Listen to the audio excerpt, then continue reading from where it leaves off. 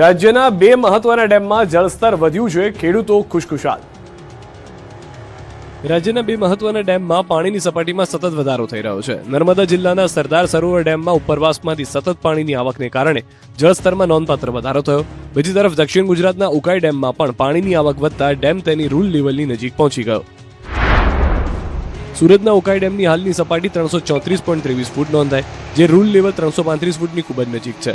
ડેમમાં 52,081 ક્યુસેક પાણીની આવક સામે 2,240 ક્યુસેક પાણીની આવક થઈ રહી છે। 3 હાઇડ્રો મશીન શરૂ કરાતી તાપી નદીમાં 23,240 ક્યુસેક પાણી છોડવામાં આવી રહ્યું છે। હાલ ઉકાઈ ડેમ લગભગ 75% ભરાયો છે। બીજી તરફ સરદાર સરોવર નર્મદા ડેમની સપાટી વધીને 132.36 મીટર પહોંચી ગઈ છે। છેલ્લા 24 કલાકમાં ડેમમાં જળસ્તરમાં 31 સેન્ટીમીટરનો વધારો થયો છે। ઉપરવાસમાંથી 35,788 ક્યુસેક પાણીની આવક થઈ રહી છે।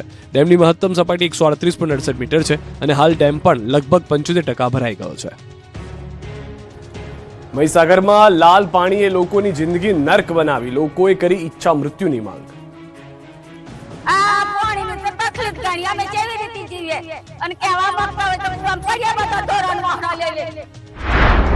મહીસાગરના બોડેલીમાં લાલ પાણીએ લોકોનું જીવવું હરામ કર્યું છે અને એટલે જ અહીંના કેટલાક લોકો ઈચ્છા મૃત્યુની માંગણી કરી રહ્યા છે। લોકોનું કહેવું છે કે આવું પાણી પીને રોજ મરવા કરતા એકવાર મરી જવું સારું। ઉપરાંત અન્ય સ્થાનિકોએ ચીમકી ઉચ્ચારી છે કે જો 3 દિવસમાં શુદ્ધ પીવાના પાણીની વ્યવસ્થા નહીં કરવામાં આવે તો તેઓ ઉગ્ર આંદોલન કરશે। જુઓ, લોકોના હાથમાં બોટલમાં ભરેલું ધીમું ઝેર।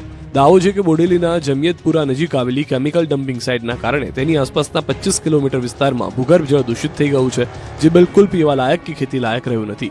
દાવો છે કે આ સમસ્યા આજકાલની નહીં પરંતુ 3 વર્ષથી છે, જેના કારણે સ્થાનિકો ગંભીર બીમારીમાં સપડાઈ રહ્યા છે। અહીંના પશુપાલકો પોતાના પશુઓને આ જ પાણી પીવડાવવા મજબૂર બન્યા છે, જેના કારણે પશુઓનું આયુષ્ય પણ ઘટ્યું હોવાનો દાવો છે।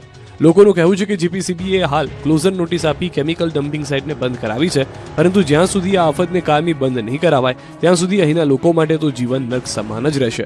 બીજી તરફ સ્થાનિક અધિકારીઓ સમગ્ર મામલે ઉપર રજૂઆત કરી હોવાનો દાવો કરી રહ્યા છે। જોકે સવાલ એ છે કે અધિકારીઓ માત્ર દાવાઓ અને લોકોને આશ્વાસન જ આપશે કે કોઈ નક્કર કાર્યવાહી પણ કરશે।